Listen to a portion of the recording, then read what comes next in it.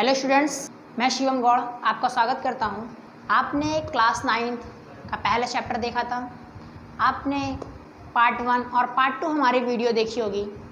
तो हमने आपको जैसे पार्ट 1 और पार्ट 2 वीडियो अच्छे से बताया और आपने अच्छे से समझा भी होगा, तो उसी तरह आज हम फिर से पार्ट 3 स्टार्ट करते हैं क्लास 9th।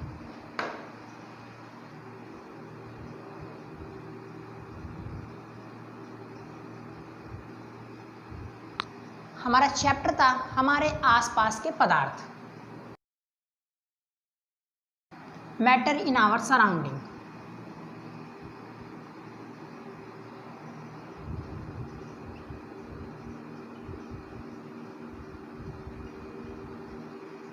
हम लोगों ने पदार्थ के बारे में जाना, पदार्थ की परिभाषा देखा, उसके उदाहरण समझे, पदार्थ के अभिलाक्षणिक गुण क्या होते हैं, पदार्थ का भौतिक स्वरूप देखा। आगे हमें पढ़ना था कि पदार्थ कितने प्रकार के होते हैं, टाइप्स ऑफ मैटर। तो आप लोग सभी जानते हो कि पदार्थ 3 प्रकार के होते हैं। आप सही जानते हो और हमारे क्लास 9th में हमें 3 प्रकार से ही पढ़ना है। 2 प्रकार और भी होते हैं, प्लाज्मा चौथी अवस्था और 5वीं जो होती है हमारी बोस-आइंस्टीन कंडेंसेट। तो जो हमारी चौथी और 5वीं अवस्था है उसको मैं आपको एक अलग क्लास लेकर स्पेशल तौर पर उसे समझा दूंगा। और इस वीडियो में मैं आपको ठोस अवस्था, द्रव अवस्था और गैसीय अवस्था क्या होती है वो मैं आपको समझाऊंगा। आइए, पदार्थ के प्रकार।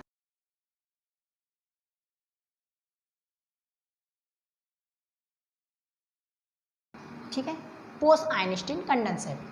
तो पदार्थ के प्रकार, तो हमें क्लास 9th के अकॉर्डिंग हमें ठोस पदार्थ, सॉलिड,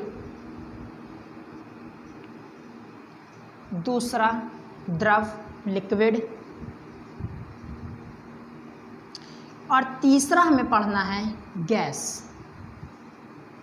ये हमें 3 प्रकार क्लास 9th के अकॉर्डिंग पढ़ने हैं। जो हमारी पदार्थ की चौथी और 5वीं अवस्था है इसको हम आपको बाद में डिस्कशन, मतलब अगली नेक्स्ट क्लास में करेंगे। ठीक है, तो आइए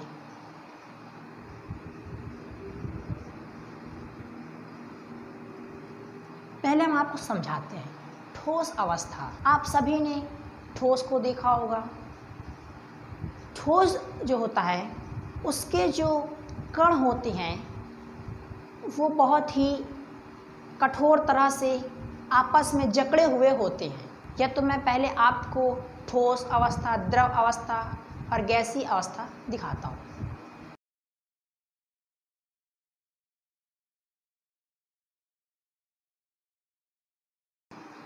आपको हम ये बताते हैं कि जो ठोस अवस्था के जो कण होते हैं ये आपस में के कण बहुत ही पास पास होते हैं।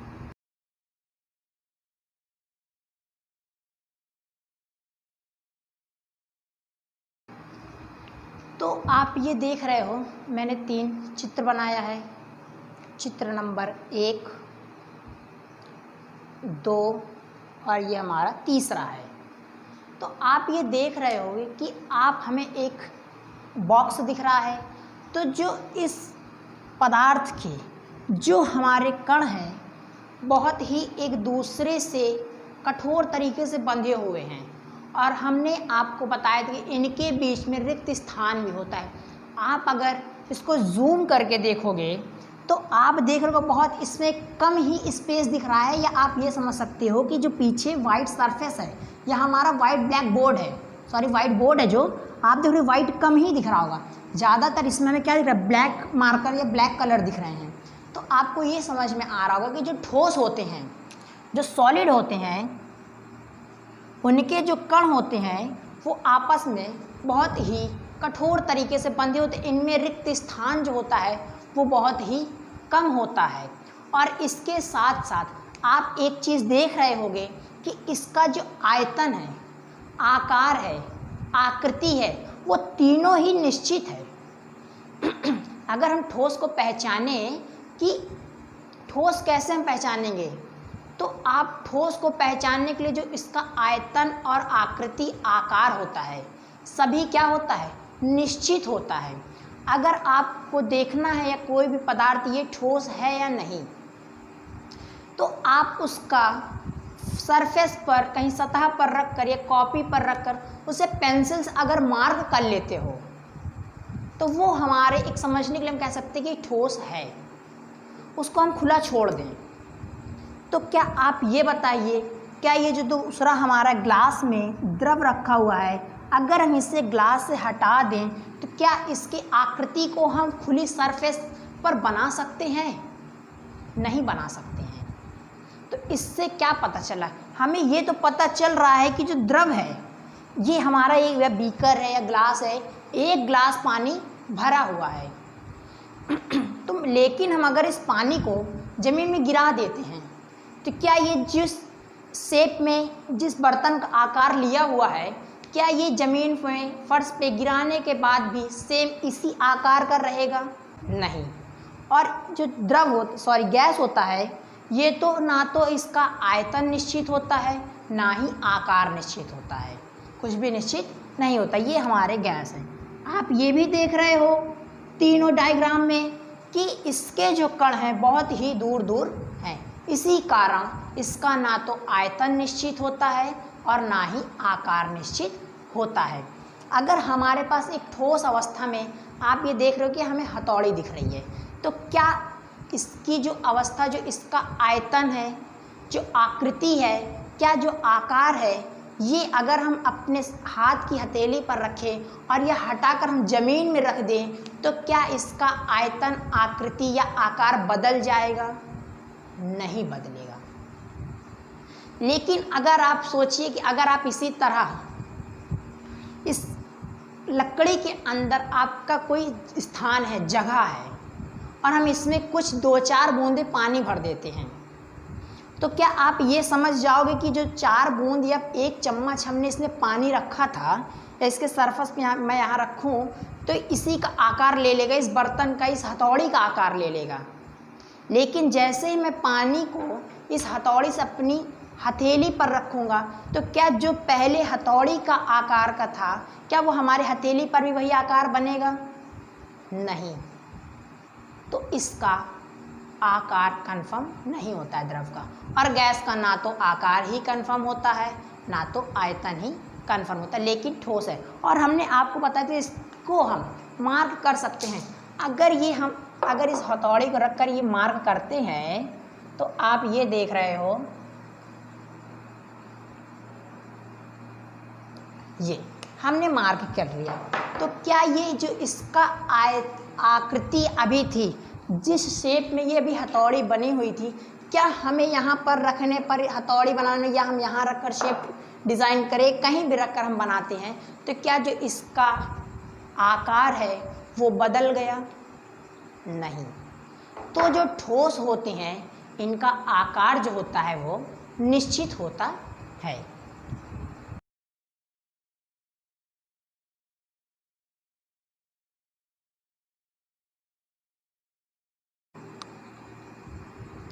आइए अब देखते हैं ठोस में क्या क्या होता है। अगर हम तीनों कंपैरिजन करते हैं, तुलना करते हैं, जो आयतन होता है वो क्या होता है? निश्चित होता है। निश्चित आयतन, आयतन इसका कैसा रहेगा? निश्चित रहेगा। और जो द्रव का भी निश्चित आयतन होता है।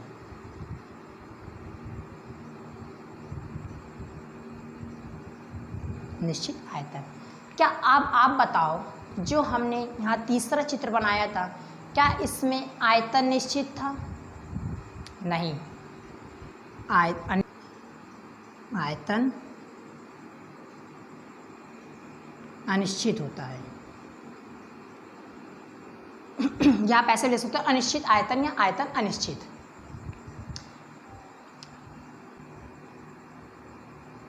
निश्चित आकृति या आकार, इसमें क्या द्रव में निश्चित होता है? नहीं। अनिश्चित।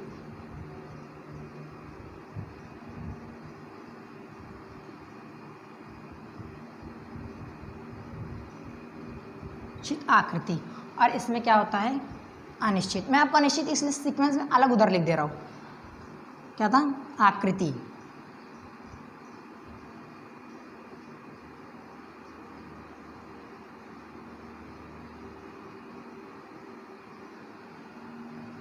आयतन, निश्चित आयतन, निश्चित आकृति।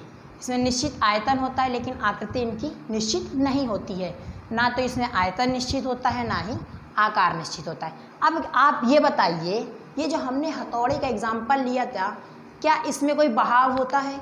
नहीं, बहाव नहीं होता है।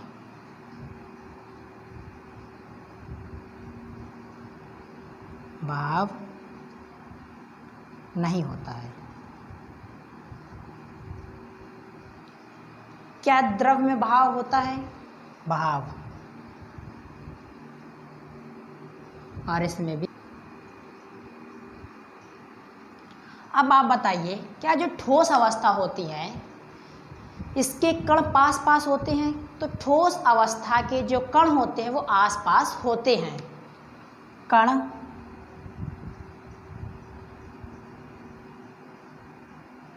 आस पास,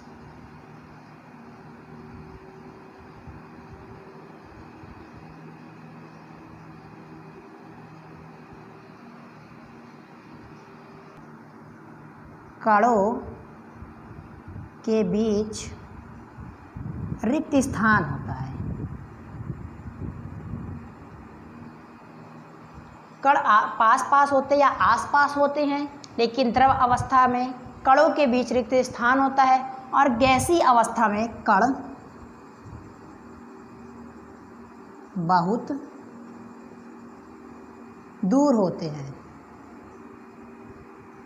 क्या होते हैं? कण बहुत दूर होते हैं। और जो ठोस अवस्था की संपीडिता होती है वो क्या होती है? नगण्य होती है। संपीडिता नगण्य। इसमें कुछ संपीडन होता है, कुछ संपीडन, लेकिन इसमें बहुत संपीडन होता है।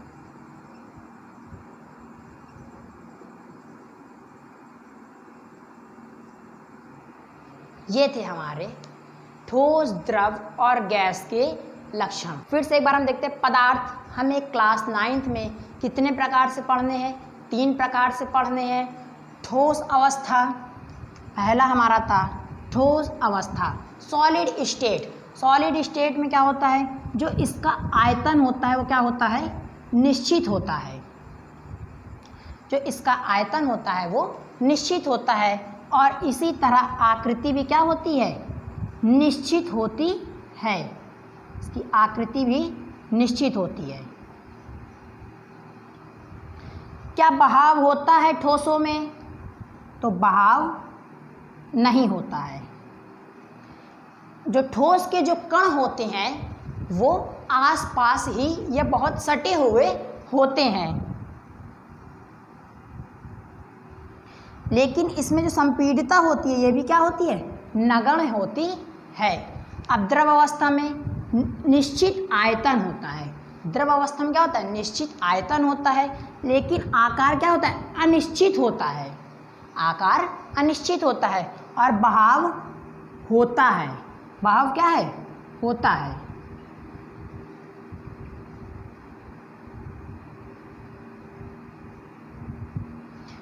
कणों के बीच रिक्त स्थान होता है, कुछ संपीडन भी होता है, लेकिन गैस में क्या होता है? आयतन भी अनिश्चित, आकृति भी अनिश्चित, बहाव होता है।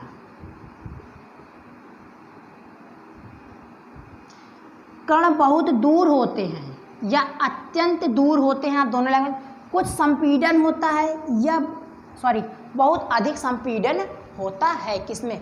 अगर आप पदार्थ के 3 प्रकार याद करने के बाद अगर आप इतना ही याद कर लेते हो, निश्चित आयतन होता है, निश्चित आकृति होती है, बहाव नहीं होता है, कण आसपास होते हैं, संपीडिता नगण्य होती है, निश्चित आयतन होता है, अनिश्चित आकृति होती है द्रव की, बहाव होता है, कणों के बीच रिक्त स्थान होता है, कुछ संपीड़न भी होता है। और इसी तरह गैसीय अवस्था में अगर आप एक तरह से और समझना चाहो तो आप यहाँ पर लिख लो आयतन, मैं आप समझा रहा हूँ, लिखो आयतन, फिर यहाँ पर लिखो आकृति या आकार, यहाँ पर लिख लो बहाव, ठीक है। आप यहाँ पर फिर लिख सकते हो कण, ठीक है, पास पास, और संपीड़न, ठीक है। अब आप जो है ऐसे रफ कॉपी में लिखो और लिखने के बाद लाइन खींचो। यहाँ पर लिख लो ठोस, यहाँ पर लिख लो द्रव और यहाँ पर लिख लो गैस। अब आप बताओ क्या ठोस में आयतन होता है? हाँ होता है, टिक लगा लो। मतलब ठोस में क्या है? आयतन निश्चित है। अब द्रव पर आओ, द्रव में आयतन निश्चित होता है? हाँ होता है। क्या गैस में या गैसीय अवस्था में आयतन निश्चित होता है? नहीं। फिर आगे आ जाओ, क्या ठोस में आकृति होती है? टिक लगा लो, हाँ होती है। क्या द्रव में आकृति होती है? नहीं होती है। और क्यों नहीं होती है? मैंने आपको दिखाया भी है। गैस में आकृति होती है, इसमें नहीं होती है। ठोस का बहाव होता है? नहीं। कट्टम जीरो खेलते, बचपन में खूब खेले हैं। क्या द्रव में बहाव होता है? होता है। क्या गैस में भी बहाव होता है? हाँ होता है। अब बताइए ठोस के कण कैसे होते हैं?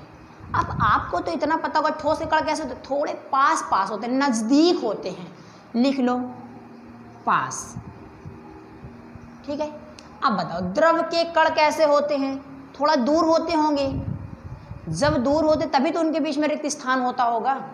अगर मान लीजिए मैं अपने हाथों को या अपने मार्कर को ऐसे दबा दूं, अब इनके बीच में आप ये बताओ क्या कोई रिक्त स्थान है? नहीं है, है बहुत कम ही है। तो क्या इनको हम जो है, जब इनमें कोई रिक्त स्थान नहीं है तो बहुत ही है, तो क्या ये ठोस, अगर मैं जितना इनके रिक्त स्थान को कम कर दबा दूं तो ये ठोस अवस्था में बन गए दोनों। लेकिन अगर हमने इसको लूज कर दिया, इनके कणों के दूर कर दिया, तो इनके बीच में अगर स्थान बना, रिक्त स्थान है, तो ये तभी, अगर ये इसके कण दूर दूर थे तभी तो ये क्या है? द्रव है। तो इनके जो कण होते हैं वो रिक्त स्थान होता है, ठीक है। और इसके कण क्या होते हैं? बहुत दूर होते हैं। एक यहाँ पर उड़ रहे होते हैं, दूसरे वहाँ पर होते हैं।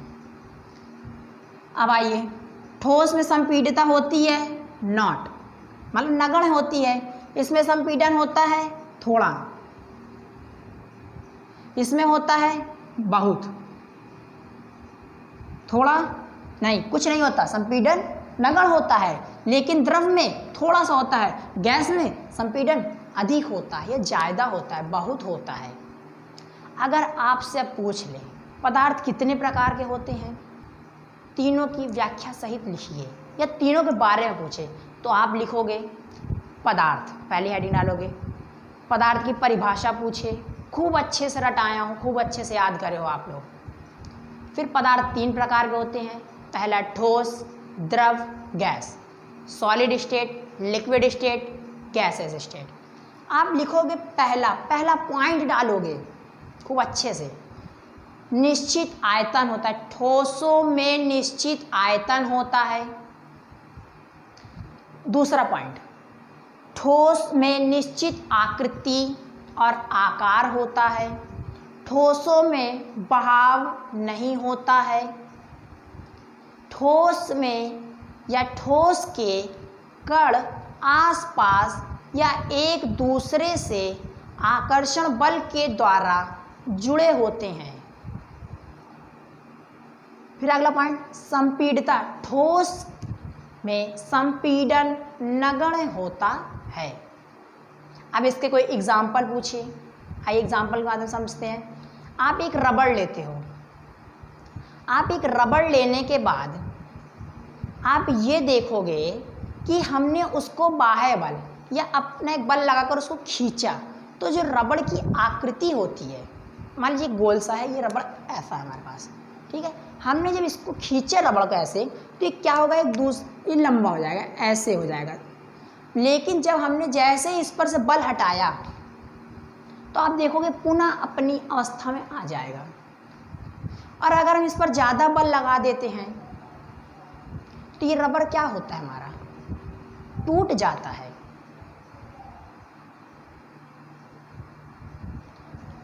आप देख तो स्पंज जो होता है, स्पंज को हम दबाते हैं, तो जो उनके छोटे छोटे कणों के बीच में जो हवा भरी होती है, उसको हम दबाते हैं, तो उनकी जो हवा होती है वो बाहर निकल जाती है। अगर ये खील ही है,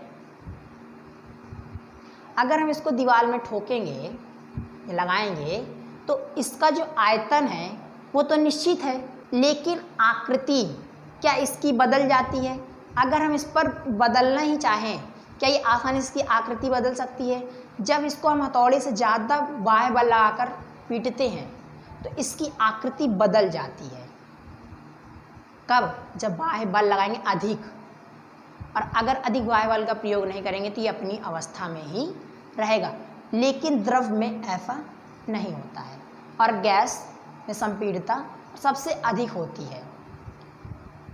अब आप जो है ठोस अवस्था को भौतिक रूप से 3 तरह समझ सकते हो। इस हमारी बॉडी में भी ठोस अवस्था, द्रव अवस्था, गैसीय अवस्था होती है। जो हमारे हड्डियां और दांत हैं, ये ठोस अवस्था में होते हैं। लेकिन जो हमारे शरीर में ब्लड है, वाटर है, ये सारे क्या हैं? द्रव है, द्रव अवस्था में है। और हमारे फेफड़ों में जो हवा होती है और 70% इसमें जो जल होता है, ये क्या है? गैसीय अवस्था में है। तो कोई भी पदार्थ होता है वो इन्हीं 3 अवस्थाओं में पाया जाता है। हमने आपको उदाहरण के माध्यम से खूब समझाया कि हमारी बॉडी भी एक पदार्थ है, सारी चीज़ें पदार्थ हैं, तो उसमें भी कोई ना कोई वो पदार्थ ठोस अवस्था में होगा, कहीं ना कहीं वो पदार्थ द्रव अवस्था में होगा, कहीं ना कहीं वो पदार्थ गैसीय अवस्था में होगा। आप देखते हो कि जल में जब एक पदार्थ के कण दूसरे पदार्थ के कण से स्वतः मिलते हैं तो विसरण होता है। तो जो जल में, नदियों में जो हमारा पानी होता है, ऑक्सीजन और कार्बन डाइऑक्साइड का मिश्रण होता है। इसी कारण जलीय जीव जंतु और पेड़ पौधे श्वास भी लेते हैं। गैसीय की संपीड़ितता बहुत अधिक होती है। इसके जो कण होते हैं अत्यधिक गतिशील होते हैं, मतलब इनमें क्या होती है? गतिज ऊर्जा सबसे अधिक होती है। तो फिर इसमें क्या होगी? गैस की तुलना में थोड़ी कम होगी द्रव में। और गति क्या इसके ठोस के कण गति करते हैं? नहीं। तो इसी तरह गैसीय अवस्था भी है। अब आपको ये तो समझ में आ गया कि पदार्थ और पदार्थ के प्रकार पूरी तरह से आप समझ रहे होगे।